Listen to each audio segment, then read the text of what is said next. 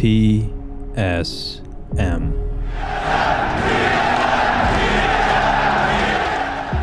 An esports organization that is renowned for success. When Apex Legends first burst onto the scene, TSM quickly formed a dynasty that dominated the professional landscape. With win after win, TSM was the best team in the world at the beginning of Apex Legends. But then things changed. Multiple roster swaps occurred, with Hal and Reps having to adjust to different personalities and playstyles in an ever-evolving meta that is competitive Apex. Throughout this time, TSM was still incredibly successful, but their title as the best team in the world was slowly fading away as other teams began to have more and more success. Dark Zero became the back-to-back LAN champions, including a capstone win at the 2022 ALGS Championship. Fellow NA team Furia had quickly become a powerhouse with a monstrous second overall performance at Champs, putting up the most points overall by a rather significant margin. And we even saw other teams globally start to rise in terms of success, with squads such as Liquid, now XSET, Aurora, NRG, and Fnatic becoming legitimate threats to TSM's once strongly held title. TSM was still a fantastic team with plenty of great performances, including being the first place overall squad in this year's Split 1 for North America. But many hardcore fans were wondering, is TSM still the same team of old? Lackluster performances on LAN compared to their previous standards, the dominance of TSM may have come to a close. Or so we thought. Nathan still alive as well for NRG. TSM takes to the skies. Imperial House some good shots. And Verhulsts going to clean them up as well. That's the end of Moist. TSM need 1 point. 1 point to join NRG on match point. The question is, can Howard Verhulsts get it done? And you heard the plan. They want to focus the team in the building. They want to ape it, but the team has gone now. So the plan is going to have to change. It's going to have to develop. They either need second place or they need 1 kill. They'll be on match point. Oh, and How gets the kill! How gets the kill! Needs to be secured. More damage being done by Imperial How. The CEO puts his team on match point. We got focus east and we're gonna Valko, okay? We Valko now, I think. Valko now, so I noob it. We win this game. Go. It is a shootout to become the champions here in London between TSM and Descent. It does not get more intense than this. Match point leaves us with 2 teams as Kashera makes the play. Kashera for Europe gets the shots in, but no shield break as now the fight goes down. So important that you get the damage here, and it's done! TSM up in the skies. House goes down from the heavens.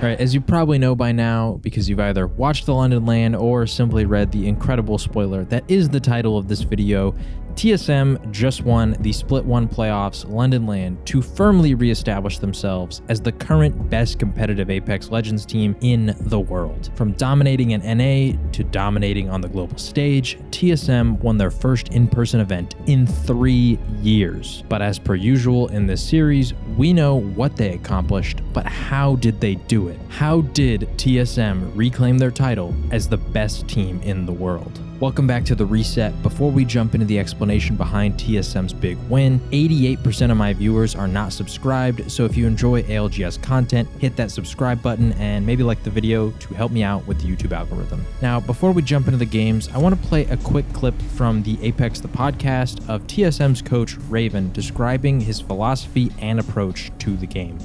I'd say instilling my philosophy. I believe in the team, like starting from the coach, starting from even our POIs. Like both our POIs are very flexible POIs that we switched to. We switched to Lava Siphon and Wall. I really value like flexibility in terms of the meta. Like the meta can change at any time, depending on however Respawn wants people to play their game. Like we have no control over. So yeah, POIs and are just general macro. So understanding like the terrain and like abusing terrain as much as possible. We want the terrain to like guide us to victory instead of hinder us. Like we don't want to be the ones getting fucked by high ground or like having to go through areas that you can't Valkyrie through or not being able to scout, etc. Raven has stated the reason that TSM swapped to the POIs that they now play at is to maintain flexibility that allow TSM to play multiple styles, have multiple easy rotation options, and ensure that they aren't being placed in terrible locations where they can be punished. I boil this philosophy down to Raven ensuring that TSM is never playing in a disadvantaged state. He's ensuring that his team will always be playing in a spot that favors them and them alone. So back to London. TSM was coming into the London LAN red hot.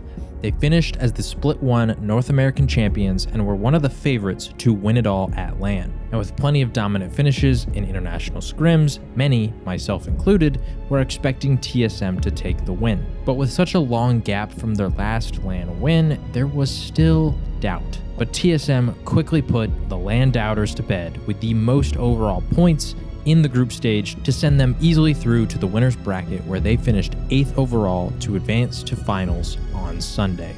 The finals format starts by rewarding teams who advance through winners with some initial points. So the 10 teams who advance from winners start with first place NRG, beginning with 10 points and in descending order, losing a point for each placement. Because TSM finished in 8th, this means that they began the day with 3 points. This is nothing massive, but this means they were only 47 points away from unlocking the ever crucial match point. To start off game 1, we begin on World's Edge. This game really highlights a few key things that TSM does incredibly well that we're going to dissect. Those things being incredible circle knowledge, the ability to effectively rotate into high quality spots in favorable zones, the willingness to take risks early endgame in order to have the highest chance of securing a win, and then the small execution things that every single player can take advantage of. So TSM lands at their usual lava siphon and the circle pulls towards thermal station. Now this is one of the easiest rotations for TSM, and they were decisive to move out of their POI quickly in order to take advantage of the favorable zone. Alright, I'm ready to go. I'm ready to go as well. We can take the balloon and go.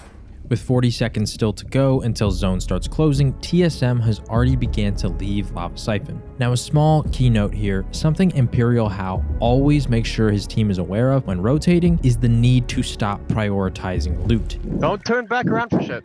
Hal even famously said in one of his streams years ago that he will not ping high tier loot if it would cause his teammates to dramatically shift their loot path to get it. He does the same here to ensure that they are locked in on the task at hand, which is to acquire a quality spot in circle. I don't see the kids in thermal right now. I'm trying to think what we go for here, boys. Maybe we go for dome spot? Yeah, that could be good. It's actually not bad. Trees walking through here. Hal's initial idea is to hold the building they call Dome, also commonly referred to as Donut, and just to show how incredible Hal and TSM's circle knowledge is at this point, here is exactly where the final circle ends later in that game. With Dome taken, TSM moves into the high ground at Thermal. With just 3.5 minutes left on the zone closing, TSM has moved into one of the best spots possible on the map. And the best part about this spot that they're holding is the difficulty for other teams to challenge them for it. Once again, Raven is trying to put TSM in spots that make it so that they hold the advantage. In this specific spot, the only viable methods of pushing TSM here would be a Valkyrie ult or a Horizon Q, but in both situations, TSM holds the advantage, meaning as long as they don't get knocked from afar or waste their shield economy, they are sitting in a spot that can secure them easy placement and kill points. And once again, this is another incredibly small aspect of the game, but notice how Reps is about to drop a purple light mag for Hal and is calling the timing of it because the amount of Loba teams on World's Edge is heavily increased, meaning a Loba ult could steal it if the light mag is on the ground for too long. 13-1. How much light do we have? Here, I have this too. I have a purple light for someone. Who wants the purple light? Yeah, I'll take it. I'll take it. Ready? Yeah. Take it. How much light is there? 110. Okay. These small bits of attention to detail to avoid stupid mistakes is a key reason as to why TSM is so good, and we'll see a few more of those throughout the games today. So now we fast forward and a team has decided to Valk ult onto TSM. Hal notices it and calls it out. Someone's flying in. On top of us, maybe. On top of us. On top of us. Yeah! Down.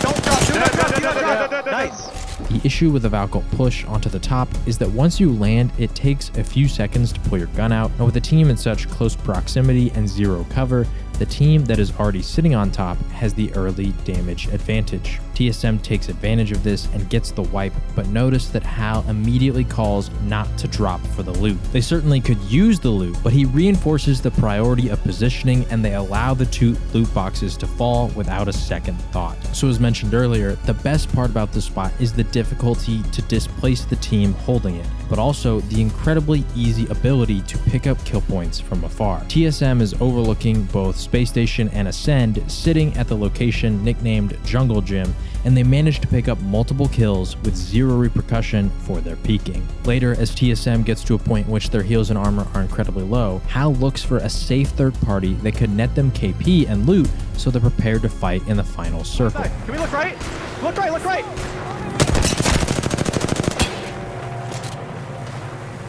Under donut. 103! I think we go third party this, boys. I'm gonna nade that. I think we go third party this. Come on, come on. Going. I'm ulti Matt. My ult. Go to left. They're going back. Down. I'm weak. Zero thing on us. They're going around. Get the kill if you can. Watch out. Nice. This is a risk that many teams would not take. They would be content holding their spot and playing for placement and suffering the consequences with their lack of loot. Or they might have not even had the lack of loot in the first place due to their inability to pick up the kill points that TSM has from this spot. But TSM is always looking to maintain the advantage. A lack of loot will put them at a severe disadvantage if they're playing for the win. So pushing this fight is a risk they're willing to take. So we reach the final 3 squads, and TSM, although they have the high ground, has the worst spot since both teams inside of the donut building can wait until zone pushes TSM off the pillar. TSM makes the push and picks up a few more KP, but finish in 3rd place. Overall, they had 14 kills in that game, which nets them a massive total of 21 points. And with this kind of a strong start, Game 2 and 3 could set them on pace for a record-setting day. But that scenario was not in the cards, as in Game 2, TSM managed 0 total points, losing out to Luminosity and Singularity. A pretty poor setback, but luckily, due to the pop-off game that was Game 1, they are still sitting in 2nd place heading into Game 3. Game 3 was slightly better, as TSM managed 4 kills, but they finished in 15th place. And in this Game 3, there are a few key pieces of communication that I want to highlight. First off, although many know Hal for his outbursts towards his team when mistakes are made, many ignore Hal and TSM's constant ability to build confidence in each other. TSM wins a fight against Dreamfire out on the edge, and these are the TSM comms right after the win. I'm going to the roof. Don't go falling apart. Nice job. Now. Already got the moon doing that. Go, boys. Hold presence on roof. I'm Oh, yeah, popping. there's nobody. There's nobody. I'm telling you, Good nobody stuff, can good kill us on edge. Yes, sir, baby. Good job. After that, there's one small line that I wanted to highlight where Hal reminds the team of the mentality that they need to have approaching the rest of the game. We have really good loot. Don't be scared to fucking fight. We Yes, have sir. such I'm good ready loot. to fight, bro. Good shit on the fucking Seer, Evan. Yeah. You're fucking insane. Once again, this is something so incredibly small that many people and other teams might overlook it, but the best teams are often the best communicators. Instilling confidence in each other throughout and highlighting good decision making only serves to make each player better throughout the day. And ensuring that both Reps and Verhulsts are on the same page as Hal in terms of being prepared to fight is a small piece that could eliminate a split second of indecision later in a match that could cause them to lose that ever-present advantage they seek to hold. Through 3 games, TSM, despite having 2 poor performances, is still sitting tied for 2nd place overall. In Game 4, they net 6 more points, putting them at 35 points total. They've now reached the spot where a decent Game 5 can net them match point eligibility. But Game 4 was a big one in terms of points for teams like Dark Zero, XSET, and NRG, who all rocket up the leaderboard to take the top 3 spots. NRG had a monstrous 32-point game and became the first team on match point, effectively putting the pressure on the rest of the lobby and TSM that they can no longer coast because NRG is looking to end it. But then comes Game 5. We head back to World's Edge, and TSM couldn't ask for a better circle. TSM lacks a beacon, so they don't necessarily know where the next circle will be, which is why this is a perfect spot to highlight the immense zone knowledge that they already have. Here is where TSM decides to hold up, and here is where the zone eventually ends. This is masterful positioning that should put them in a spot to push for a big game. Now, as established, NRG is the only team on match point, and on World's Edge, NRG runs a comp of Valk, Loba, and Watson. So when Hal sees a Loba team landing near them, he becomes hyper aware of this team's movements and play to try and ensure that this team, assuming they are NRG, cannot win the game. It's a Loba team. It's probably this is NRG right here. It is building. I'm gonna scan them in like 8 seconds. Can you start queuing your doors up at the truck over here, Evan? I can shoot you. If he shoots you, I can shoot him. Now, as a spectator at home, we know this isn't NRG. TSM also realizes that this could be a possibility, as NRG is not the only team in the lobby that uses Loba. And this detail is important because if it is in fact NRG, then TSM would be willing to int them in order to secure a Game 6 if needed later in the match. Now later, TSM get Valk ulted on by Dark Zero. This is incredibly unfortunate timing for them, as mid-fight NRG dies in the kill feed, but TSM is too distracted and fails to notice. TSM does manage to pick up 2 kills onto Dark Zero, but remember, TSM still does not know that NRG is dead, and this could impact the way that they play this endgame. TSM hears the commotion going on between LG and Alliance nearby, and play the third fantastically, getting angles, finishing knocks, all to help ensure that they have a better chance at winning this game. Can we third party that? Can we go third party that? I think we should. I think we should. Come in. I have no heavy. I'm only on scout.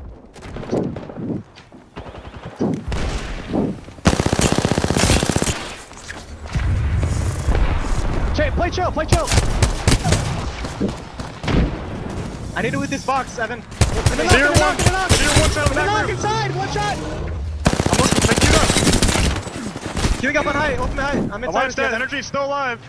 So eventually we get to the final 3 teams. Reps has gone down, and so it's Hal and Verhulst remaining. Reps calls out that the team to their west is Onyx, which leaves TSM suspecting the team across the way, which has a Loba, is NRG. We have to kill the team in the building.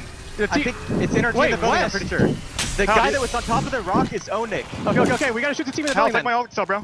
We shoot the team in the building. We shoot the team in the building, okay? Yeah.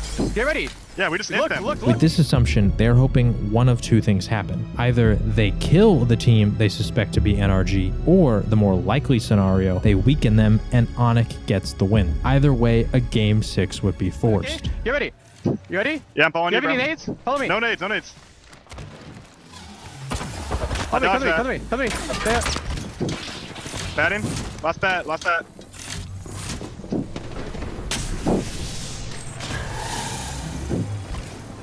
Okay, you can play the roof. They might aim me, be ready. Yeah, I'm chilling here. I can't move.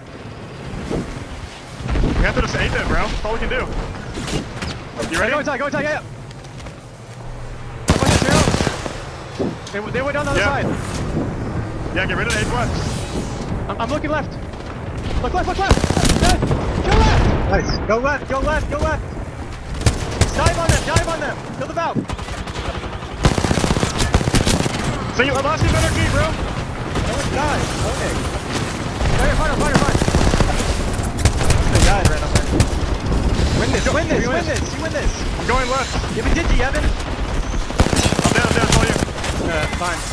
Bro, when did they die? Oh my god. That's fine. Good shit. So TSM manages to get 2nd place, and that launches them up to 53 points on the day, which has officially put them as the only other team besides NRG onto match point. You couldn't write a script any better. Games 6 and 7 are largely meaningless for both TSM and NRG as they fail to win, but in Game 6, EU Team Ascend hits match point eligibility, and in Game 7, XSET also hits it. With 4 teams now on match point, and Alliance, Onyx, and Moist all sitting within 3 points of hitting match point, we are reaching the point that TSM must make a move or risk losing it all. So finally, we reach match number 8. We head back to Storm Point.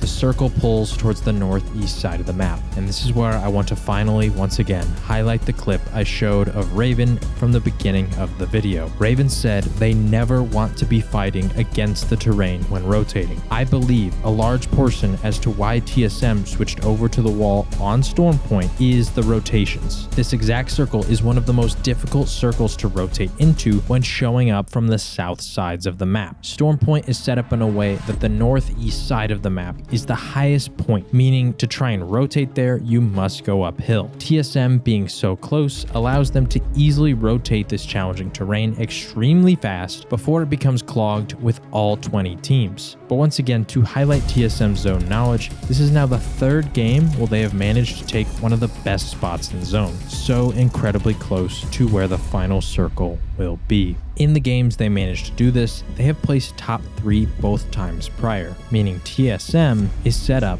for a big game. Now, of note to remember later, XSET, one of the 3 other teams on match point, is sitting on the roof directly above TSM. TSM is not aware that this is XSET, but with these 2 teams so close to each other, it's unlikely that both will be able to make it deep into this game, as they will eventually be forced into a fight. Hal and Verhulsts start looking for KP and to bully the team holding below them. Holding below this building is almost an impossible task because there are so many different lines of sight that other teams from all around them will have. So this is an easy spot for potential KP for TSM. But I want to take a second here to highlight Reps, one of the most underrated players in all of competitive Apex. I believe his comms as Seer in this game were just next level.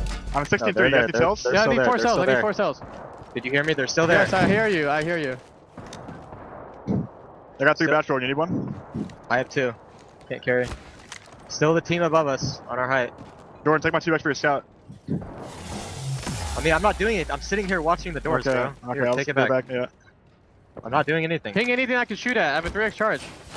Jordan does an amazing job ensuring that his comms are heard by his IGL. Hal is the decision maker and needs to know all the information. And since Jordan is Seer, ensuring this information is received by Hal is once again a small piece of why TSM is so good. When we examine teams who perform poorly, there are so many examples of important information being commed and someone on the team not hearing it, and that coming back to bite them later. This can happen to any team, including TSM, but when it matters most, Reps is making sure that nothing slips through the cracks. Ultimately, most of his comms are purely situational information, informing his team that the other team, being XSET, is still existing there until this moment that swings the tide for TSM in a massive way. They're gonna look. They're gonna look. Look at me. Look at me. Look at me. Look at me. One on me I inside. saw him On my door. On my door. I'm looking at you, Jordan. Got him. I got him. Nice. Push him. I'm watching Morgan push. Are they trading on height? On height. They're still on height. I can't I'm tell. scanning. I'm scanning. Someone just respawned over here. They have been knocked. Can we go? Can we go? Yes, Finally, yes. go. I'm jumping on that. Cracked him. Cracked him. Cracked him. He's one. He's one. He's one. There's a guy just dropped off on the north side. Solo Seer. Solo that Seer. It's one guy. He ran down. He ran down. Heal. Heal. Heal. Ping energy, please. TSM perfectly takes advantage of XSET having a player knocked, forces their way onto the roof, and now has a clear path into circle with height advantage. This play is so massively important because it now gives TSM the ability to safely Valkult if need be. As we see on the data mined zone exclusion map, the circle cannot end on this building that TSM is currently holding, meaning it will be pushing off to the east side. The fighting going on around TSM is insane.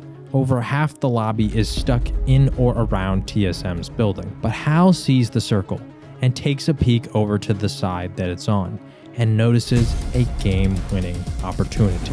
We got a third party to this fight. We got a third party E somehow. We got focus east and we're gonna Valkult, okay? Okay.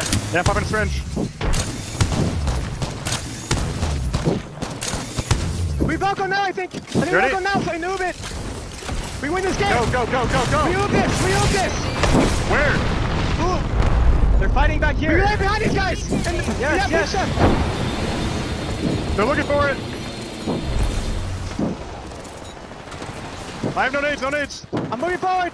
I cannot stress how impressive this Valkyrie ult was. When I was watching this live, I was sitting there telling my friends Luminosity on the other side was holding God's spot, but TSM was lurking in the skies. This was the moment that I knew that Raven had changed this team and how for the better. Obviously, his impact could be seen throughout his time there, but this was his defining moment of influence. Valk, since her release, has been a must-pick character, but for TSM, their inability to effectively use her ultimate and oftentimes dying the moment they landed from it had become somewhat of a meme in the ALGS community. But in this game, TSM not only Valkyrie into God's spot in the early endgame, but they have perfectly timed it to steal away this spot from both Alliance and LG, who have weakened each other in a fight. This was truly the best timing from a Valkyrie TSM has ever had. They moved over to a less populated side of the map and were able to gain the best spot in circle while the rest of the lobby wasted away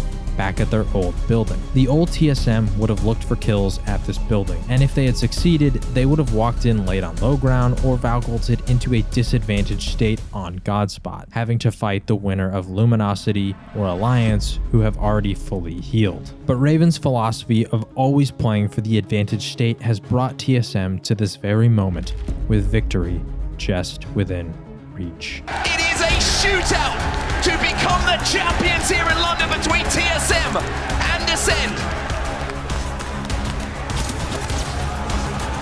Charge rifle shots hit. Who has the utility available though? Reps, you saw the seer. He has the exhibit available as well. He can get that down to get the wall hacks out. That's going to give TSM an advantage, but the last thing you want to do here, Dan, is be the first to be knocked. Have they been tracking the kill feed? Do they know they are going up against another team on match point? Whoever wins here wins this tournament. Post-kill, trying to take an angle, trying to get an area where he can put down suppressing fire to allow Kashira and the rest to get out. Ascend have got to make the play here. Do they have the EMP available? Is that what they're going to use to try and push from? It does not get more intense than this. Match point leaves us with two teams as Kashira makes the play. Kashira for Europe gets the shots in, but no shield break as now the fight goes down. So important that you get the damage here, and it's done! TSM up in the skies. House goes down from the heavens.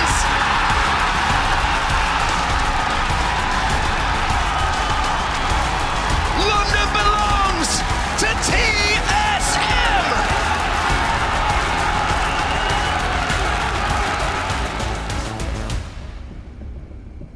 In conclusion, TSM won for so many different reasons. As Raven stated in the beginning, his philosophy has been about rotational flexibility and maintaining the advantage state. TSM has mastered that, as they have the ability to play both edge and zone, while some other teams get pigeonholed based on POI and legend composition into very specific playstyles. TSM is one of the few teams in the world that is comfortable doing whatever it takes to win. All three of their best games revolved around them rotating early and holding one of the best spots in zone as early as possible and picking up immense KP along the way. So what makes TSM so dominant is their ability to effectively prioritize when to loot and when not to, as shown in games 1 and 3, their immense zone knowledge that allows them to grab God spots regardless of whether they have beacon knowledge or not, their willingness to take well-timed risks, as shown in game 1 jumping off high ground for loot, or the early Valk ult in game 8, their communication skills as Hal constantly reminded the team of the macro, placed them in the right spots before the fights occurred, and Jordan's effective information passing to his IGL, their attention to detail on the small things such as timing loot passing to avoid a Loba ult stealing it, or ensuring that they are all on the same page in terms of their mentality when approaching a game, and finally, insistence on playing from the advantage state and refusing to engage with plays that will put them an immediate disadvantage. Also, once Hal returned home on stream, he explained a really cool moment about Verhulsts that I wanted to share with all of you. Was I impressed with Evan's improvement? Yeah, it was funny. I've never had a teammate do this before. You know what I mean? Like, I've never had a teammate do this before, but I didn't even know he was doing this. But after, I think it was after or during rally or some shit, he would write down things that he could approve on, or the team could approve on his phone, and he would reread it before he plays. And he was doing the same thing when we were playing in London. Like, he would just have notes to like remind himself like certain things, and he was like that is like the only person I have ever seen do that. I've played with like, you know, Jordan forever. He's never done that. I think not only this shows Evan's commitment to improving as a player, but I think that this is something that any player can utilize. Hal and Reps are two of the most experienced players in the game, and when they give Evan feedback, oftentimes I know many fans focus on the delivery of the feedback, but in the end, the things that they're telling him to do are oftentimes correct. And so simply writing it down and going into each and every game, reminding himself of what those things are, can help ensure that he builds proper habits and improving as a player every single match. Hey guys, I know that I haven't really ever done a face cam before, but I just wanted to get on here and say thank you so much for 10,000 subscribers. I started this YouTube thing a little over a month ago just because I enjoy video editing. I love ALGS. I have a lot of thoughts on it, and I just thought it'd be fun, and I didn't really expect anything of it. And the fact that in a month we've already grown this much, it's just blowing my mind. So I really appreciate anybody who's subscribed, likes the videos, comments, and helps out with all the algorithm stuff and pushing it to more ALGS fans. I really appreciate all of you. If you haven't already, I do have a Twitter, and I'd really appreciate it if you guys followed me over there. I think that's the best way to communicate with me. I do try to reply to almost every comment on YouTube, but on Twitter, you know, during actual live ALGS match days, future lands, all that kind of stuff, that's where I'm going to be live tweeting about everything, and you can join in on the conversation with me, and we could just have a lot of fun over there. And I appreciate everybody who's already sent me a ton of kind DMs. It truly just, it means the world. It's blown my mind how much all this kind of stuff has grown, and all the kind words that everybody's given me. So yeah, follow me on Twitter. Also, for the next video, we got a few different options. Obviously covering NRG's really big performance. I kind of want to make a video about Luminosity's 23 kill record-breaking game. I think that'd be a fun one to cover.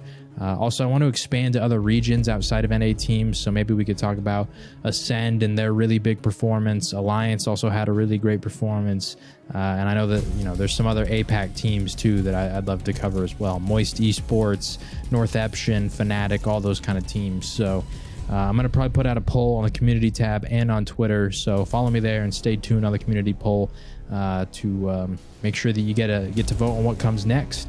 I once again, truly from the bottom of my heart, I appreciate every single one of you that has engaged with me on this journey over the last couple of months, because I don't know, it's really exciting seeing some of my passions come together and seeing the Apex community rally around me on that. So I love all of you.